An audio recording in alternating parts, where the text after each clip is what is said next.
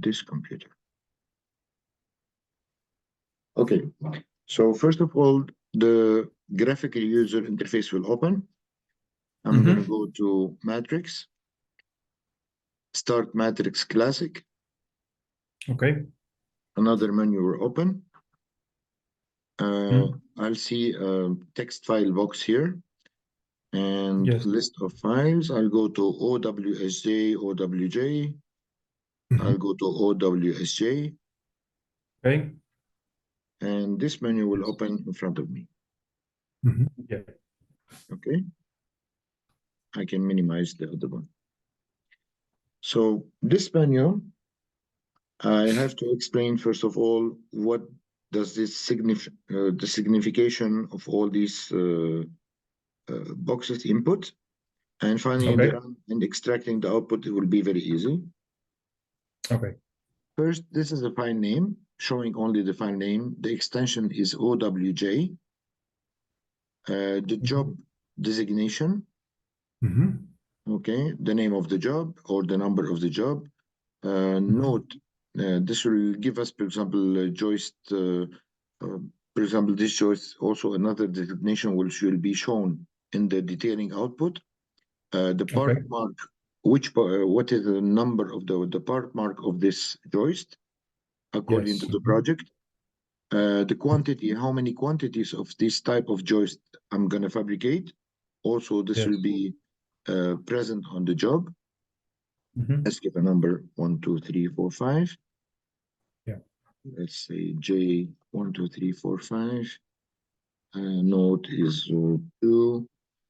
Part mark is 21. Quantity is 3. The input are always in millimeter. The output can be or in imperial or in metric system. Okay. Question, Simon. In the part mark, normally we use the letter G or J to designate the joist. It is possible to handle that. For instance, J1, J2, etc. J1, yeah, J1. Okay. Okay. Right. That's right. Okay. Now the note here. Why am I using the note here? Because sometimes they have the same joist with the same part mark, but for a different plan for a different building. Okay. Yes. For example, this is building B1 because we have one of my clients have been facing this because joist with the part number J1 is for building B1. Now the other one is for building B2. So we don't want to confuse this one during shipment and all of that. So he has proposed to add this note and we have added for him. Okay. Okay, now the quantity is 3. Joist span in millimeters 6,000. Let's keep it this example. The joist depth, of course, as you know, for the open web steel joist, we have to select the depth of the joist because normally the architect need to fix the depth of the floor. The dead load in kilonewton per meter, live load in kilonewton per meter, the snow load. Let's put it now as 0 because the snow load. I'm gonna open AutoCAD. Yeah.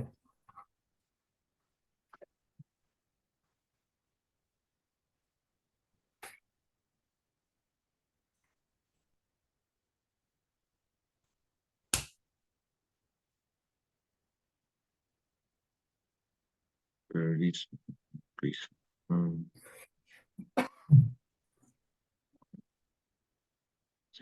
Here. Yes.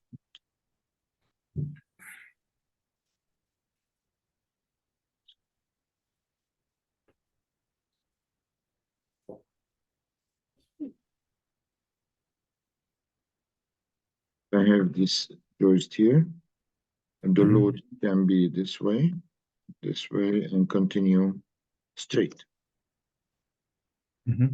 Snow load can be maximum trapezoidal here, and then we'll continue straight until the end of the joist. Okay. I have received the request that one of our clients, they want the load to be this way, to end up trapezoidal at both ends, but still we cannot do this. Okay. What we can do now is to have the trapezoidal load on one of the ends, and then it will continue as a straight load until the end of the joist. Okay. But the structural analysis, the analysis of the joist is done as a structural analysis. It will internally the software will perform the stiffness matrix of the structure. We'll find the solution, we'll find the rotations, and from there it will calculate the forces and all of that. So we have the full flexibility internally to do all the type of loading and load combinations that we want to do. Okay. So here we can see the start of the load. This will be the start of the load. And the end of the load is here. Okay. From 2, it will tell us from where to 2 we want to define the loads. Okay. That question, Simon, for instance, as you said, there from any location is referred to the left support of the joist, left end of the joist. Yeah, from the left side where to the you right, have to the right side. the mouse. Yeah. For instance. Okay, left, right, okay. Left to right, okay. From the left to right, yes, correct. Okay. So the rain load, in Canada, they use rain loads. In the US, they don't use rain load, so I'm going to use this one as 0. Wind down, we have both wind downward and wind upward. Okay, so and both they will come into the load combinations, which we're going to see in the output. Wind downward, wind upward. These are 2 different load cases. And now coming to the concentrated loads, we can have 4 different concentrated load that we can locate on the nodes of the joist. I'm going to run it just to understand what nodes are we talking about. Okay. So once I run it here, we can see that the joist has been divided into different nodes and members. So when we say at node number 2, this is node number 2.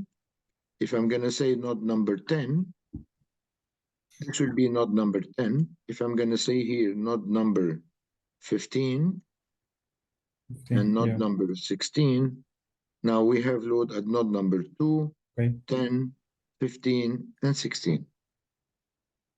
So we can add concentrated load at top chord or bottom chord according to the node number of the node that we are selecting. Okay, and here it is the intensity of the load. When it's positive, it is downward. When it's negative, it is upward. Okay. Positive downward and negative upward. Okay. Yeah. So this is as a user friendly. So once we put the value, the value of the load definitely is a gravity load. Okay. Because here we are saying wind upward, wind uplift. So I'm going to just only put the value of the wind uplift. This means that this is uplift wind. It's only the intensity of the load, but the sign internally, it will be taken care of in the analysis automatically by the software. Okay. Now coming to the section table, here we can have different list of tables, or you can have also as a company different list of tables of database that you can select from. Example, this one is is.tbl. This is Indian standard, that it contains list of Indian standard table. This one is a US table. Okay. These are different tables internally. This one with the BS section is not that it contains some error. This one is a standard table that we were working with before. And if this table contains some error, of course, as you can see, it will show us that this table has not been prepared properly. But This is for the US has been used, and this is for our client in India. It has been prepared for. Okay, let's say this one for the US. Okay. And it will show us the list of the sections. Yeah. Yes, please. The question, Simon, the IS table means what is the location of the IS? India. India. Yeah. Yes. Okay. For that means for the shape of the angles. Yeah, the shape of the angles or the database Or is for Indian companies that has purchased the software in India. Okay. Okay. Some Indian companies are also working for Canadian or for internally in India. So they have requested me for to add the Indian sections so that they are using for to make that design based on. So it's only a section properties, section size. Okay. Okay. Yeah. So once we are changing this table here, Very good. we can see automatically here, because the database here, it contains a list of double angles, single angles, crimped channels, if any, or so on and on. We can see what are the angles that has been added, double angles. We can see here the list of crimped angles. If I'm going to change this to double angle, automatically it will change. If I have used U channels, it will give us the list of that series, T sections also. Okay. CT means yeah, crimp T. T, we have double angles. CT means that is a T section? T section. Some of the fabrications double angle. T section. It's a T section. Instead of using double angles, they are using T section for top chord and bottom chord, and double angles for the web. But it's not really economical. Yeah. Another question. CU means like the U sections that you said you can use the rolled 6 sections. U channels, you can use it also similar to what Canam are using. Okay. You can also use it as a whatever Canam are using. Yes, crimp channels. Okay. Yes. Okay. Very good. And this is crimped angle. What else we have left? Yes. We were here. Sorry. Okay. This is for the tables. Coming here, we have 3 series. Yes. Okay. And the difference between them is only the configuration of the web. We have the K series. If we run it, we can see this the web configuration. We go to the M. We can see this web configuration. The first is Warren. This one modified Warren. And the G series. We can see the Pratt web configuration. And you can see here, if I'm going to put the output in Imperial, in metric, sorry, in SI, the difference between the panel is 610. If I'm going to put it in Imperial, it's becoming 24 inches exactly. 609.6. And this will make a difference. So anyway, it's a matter of accuracy for the detailing. Otherwise, it will not be really symmetrical. Okay. Now, if the user wants the output to become, if I want to make a difference here in the panel, I want to make a difference of 800. And I'm going to use K series. Then I can make it as 800. But in this case, the moment will come into consideration. 610.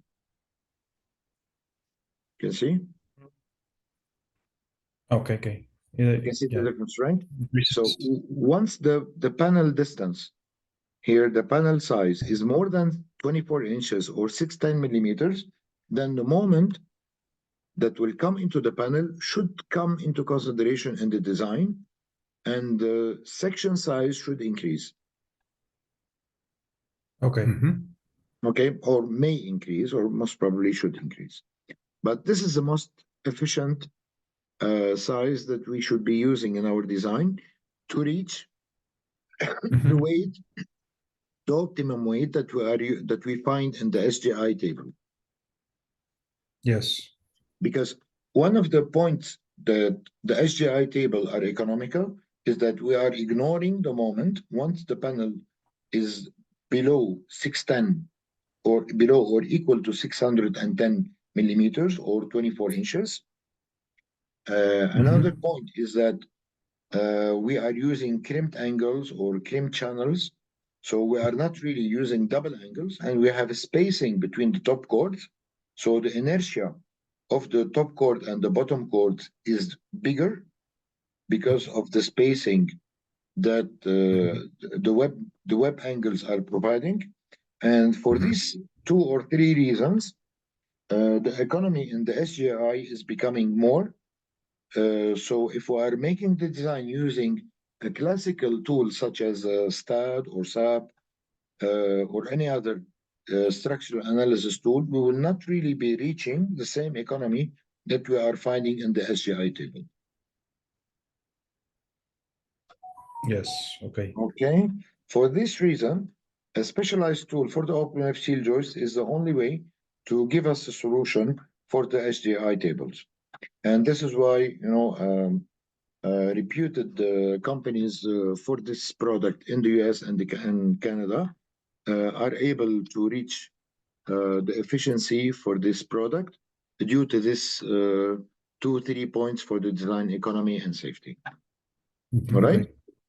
That's right. Now, coming to this part, which is the components. As we said last time, that the joist is divided into 5 categories, the joist members: top chord, as well said, bottom chord, and diagonals, vertical diagonals, and internal diagonals. Yes. Okay. We have explained this before. The top chord is this one. Bottom chord is this one. Internal diagonal are these. Now, in this case, in the case series, the balance are these 2 angles between 2 and 12, 10 and 19 are considered as vertical diagonals, which is here. Okay. Now, if I'm using the M series, excuse me, 212, 10, 16 are vertical, 8, 15 is vertical, 6, 14, 4, 13 are all considered as vertical members, and the rest are, as I'm mentioning here, 7, 14, 7, 15, 5, 14, 5, 13 are all internal diagonals. This clear? Okay. Thank you. Yeah. Okay. This is the type, and this is the minimum. What do we mean by the minimum? Means that what is the minimum section I need the software to start with the design. Okay. This is L 1.5 inch by 1.118. I can use a higher section that I need the software to start the design with. Okay, for some reason, for thickness purposes, for let's say I don't have small section in my stock, or for specification, project specifications, for a number of reasons, for welding purposes, we have this option just in case we need it. It's there. If we don't need it, we can keep it as is. Chords, equal chords legs. For fabrication, sometimes the fabricator, he requires that the top chord and the bottom chord, I need them to have the same leg size for fabrication purpose, because my table cannot accommodate different size of legs. Okay. Yeah. Other assembly table can accommodate. Other assembly tables cannot really accommodate. In that case, I want to use this option, so I can use that. Okay. I want to give you an example.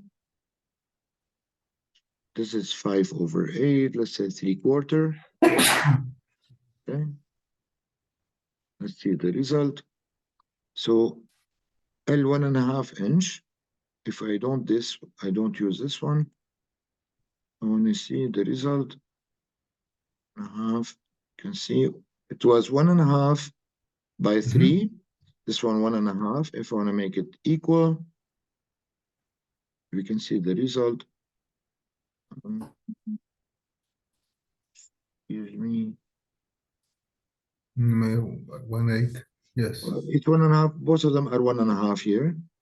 Uh-huh. So let's see. 3/16 and 1.8 at the bottom core. Let's make it bigger. Let's make it bigger. Okay, 2. Okay, so you can see both of them are equal to the highest one. Yes. Okay. Okay. Clear. So that's the reason, but of course it will end up to a slightly higher rate. It's an option. To unify the web width, this one, in case if I'm using a U channel and I don't want to crimp it, so I can use hot rod U channels, and it will automatically select U channels having the similar web size. So I don't need to crimp them. I just use this U channels, and he will unify them to the same web, and then I can weld them without any crimpage, and this also will simplify the fabrication process. Okay. All right. Left bottom chord, and right bottom chord. These clips, we have two sort of clips. I'm going to differentiate between them. And these two are used only to connect the bottom chord to another member. Okay. Why do I need to connect the bottom chord to another member? This one is only to brace the other member to the joist. Yes. Example, a flange brace. For an I-beam, I want to brace the bottom chord or the bottom flange of an I-beam to the joist to be used as only a flange brace of the I-beam to the purlin. That's all. Yeah. Just in case I'm taking help of the joist as a flange brace. Bridging connection. Okay. This is a clip of the bridging connection, which is a rectangular clip with a hole. So I can use an angles and then you bolt them to the clip. Number of bridging, I just press here, and the software will suggest to me what is the minimum size of the bridging and the minimum number of bridging that I need to use for this joist. Okay. Okay. Coming to the bridging spacing, here I have to control it manually. I want to say I have a section of 6 meters. I want to make a spacing of 2 meters, and these 2 meters, and I have 2 bridging, so 2 meters in the middle, and the balance will be 2 meters on the left and 2 meters on the right. Okay. If this is suitable for me, fine, I'm going to keep it this way. If not, then I can change it. I can put 3 meters in the middle and keep 1.5 on the left, 1.5 on the right. Now, okay. What is the purpose, the design purpose for the bridging spacing here?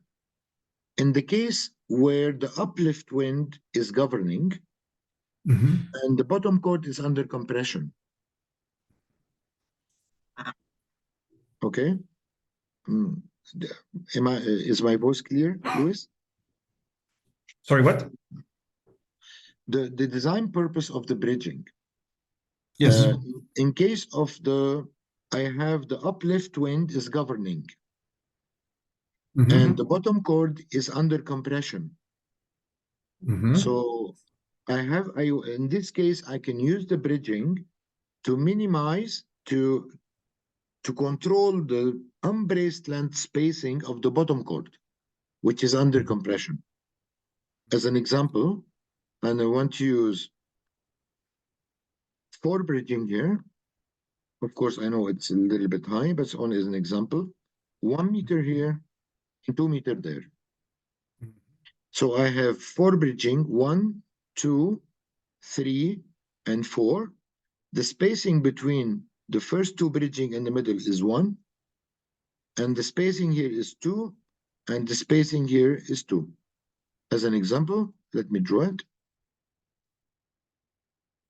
This is my joist. I have 4 bridging. 1.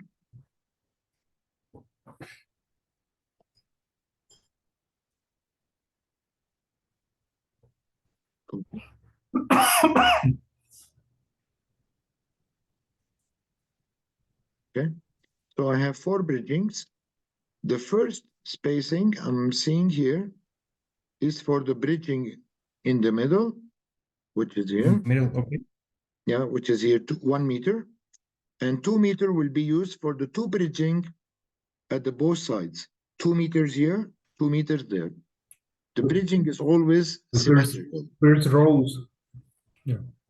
Okay, the first here is 1 meter, here 2 meters, and here 2 meters. So once the excuse me, the bottom chord is under compression, so I'm going to minimize the spacing or the unbraced length of the bottom chord where the force is higher, is high, and then I can make it a little bit bigger once the spacing will come closer to the supports. Okay. Or the compression force will start to become smaller.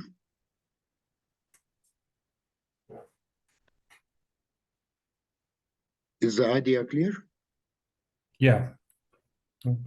Okay. Yes, Okay. thank you, Simon. Okay. So in case I'm using 3 bridgings, and I'm having 1 meter here and 2 meters there, what will happen? Now I have to remove this one because I am having now 1 in the middle and 2 bridging, 1 bridging here, 1 bridging there. So the 1 meter will be used for here and there, 1 meter here, 1 meter here, and the unbraced length of 2 meters will be used at this side and at this side for the design, in case Okay. it has been used. Okay. So Now, in that case, the middle bridging will be exactly at the middle of the joist. exactly. So it's Okay. always symmetrical from the middle of the joist, the bridging. Okay. This is the idea, the principle of it. Okay. Now, coming to the splice, I would prefer really omit the splice because the splice, the type of connection that has been used now in this subroutine is not really recommended to be used in your design. You have to do your own connection. But the splice is coming correctly whenever you are using an SI system. So it will make the splicing correctly, but the connection you need to use something different from what the software is proposing, because it has not been checked as per design properly as per design the connection type. Okay, it has been only a standard plate and standard board that has been added only as a sample. Okay. Okay. Coming to this load combinations, we have the first is AISC 7-10 ASD, 7-10 LRFD, 16 ASD, 16 LRFD, and we have here in BCC the Canadian code as LRFD always. They don't have the ASD. Okay, let us use the ASD 10. Coming to the combination, you're gonna ask me what is this? In some of the combinations, the snow, the live load, and the rain are combined all together in one combination, in particular in Canada. Some of the designers, they don't want to combine all this, like the snow and the live load as in one combination. So they asked me just to have the option to remove them or to add them according to their need. Okay, so that's why we are having this option. Coming to the yield, the chords yield. So we can differentiate between the yield of the chords and the yield of the web. Okay, so you can have here 345 or whatever for 100, and you can have on the web 250 or 235, 300, whatever you want. Fine, I can save this file here. Coming to the dead load plus live load, here I can put my criteria, and then on the output, it will compare the result with the criteria that I have decided here, and it will tell me, so we can make the comparison if I have met the criteria or not. So I can redo the design again. Okay. Dead load plus live load L over 240 as a standard, dead load plus no load, dead load plus live load, or under live load only 360, and here snow load or wind load 360, or it can be less even. Detailing part, seat length is 100 millimeters at the left side, at the right side 100 millimeters. Joist top extension. I can put an extension if I have a little bit small cantilever. Of course, you know this detail. Joist bottom extension. Now let's keep it here 350 or 350, but I can also have an extension if I need to. I can make it longer or shorter. Joist spacing. This option is used previously in the past only for detailing purpose, but it will not affect the design. So let's ignore this part. Bearing depth.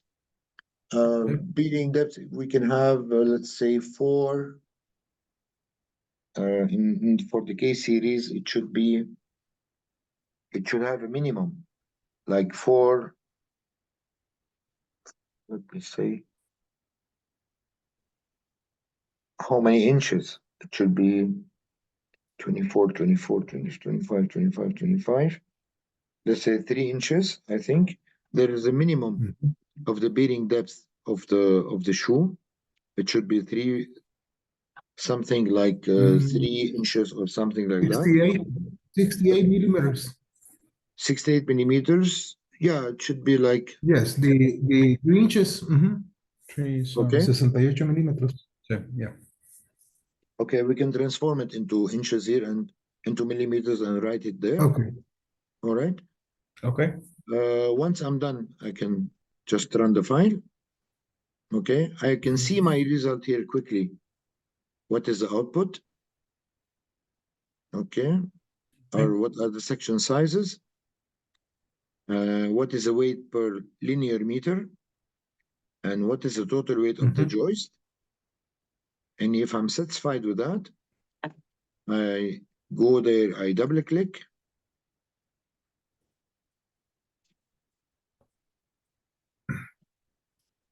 AutoCAD will open, and it will show me the design output.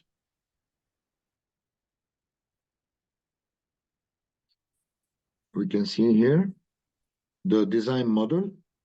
It's pin on one side, roller on the other side. The effective depth, 281.1 millimeters. The load combinations, the load applications, the loads, deflection and camber. It will advise you for a camber of 5 millimeters. We can see here the calculated total load deflection is equal to this one, and the allowable is this much. So we are safe. Here we are safe, and here we are safe. Support reaction on the left side, as well on the right side for each load case. We can see on this table the design detail.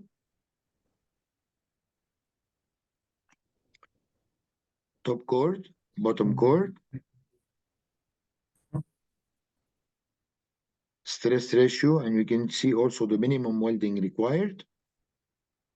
Okay. Okay, design checking uplift. Whenever we have an uplift, also it will give us the checking for it. Okay. Okay. Once we are terminated, finished for that, we can see part mark number J1, B1, Yes. and the job number with the date and of course the hour.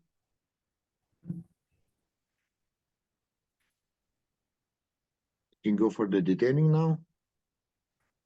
Okay.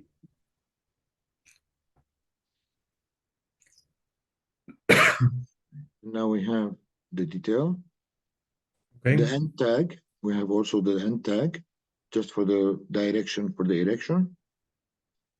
Okay. The part mark, we can see also D1J1. This is also what I have told you about. Yes. The baseline 0 for the fabrication, and it will not really allow for error accumulation. We will take the measurement only for the baseline. Mm-hmm. And the crimped angle, the minimum welding length, the bill of material table with the weights. Okay. The part mark, the material side, the material yield, part mark, quantity, job number, sketch number, whatever. That's Okay. it. And your detailing is done. And this is also another sketch. Yes. This is how I will tell you the welding length where it should be used.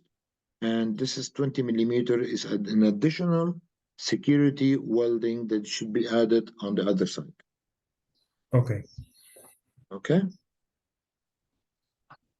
That's the principle of the joist.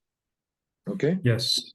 And the other parts, import from Rivet or import from Nucor, is only an option that it's a direct application of what you are having here. Okay. Please, will you please just make a practice for dummy joist, and we just come back for questions, please? Yeah, sure. I don't know how much. Sorry? Will you just make some little practice of what you have done here, and you come Yes. back with the questions, and once you are done with that, so within 5 to 10 minutes or 15 minutes maximum, I will go back with the import Rivet, import from Nucor, and create BOM, because this will be only and only, or I can do this now if you can, or you do prefer to make practice and then we'll go back to this 3 options. It's up to you. I think we can make a practice and then we come back to see those options, Rivet and Nucor. Great. Okay, because I do understand you need to, of course, for me it's easy, but you might need question, time. Simon. Yes. The Rivet list, because I am very familiar with the Nucor list style, like it's the same style of list that can I use. The Rivet list means another different format of list, Simon? It's only an output Excel. It's an Excel output. It will tell us, it will give us only these inputs, It's only taking care of Yes. inputs. That's all. Okay.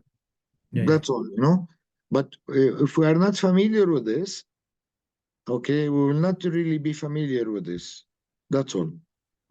Oh, okay. Great. So I will stop now the recording.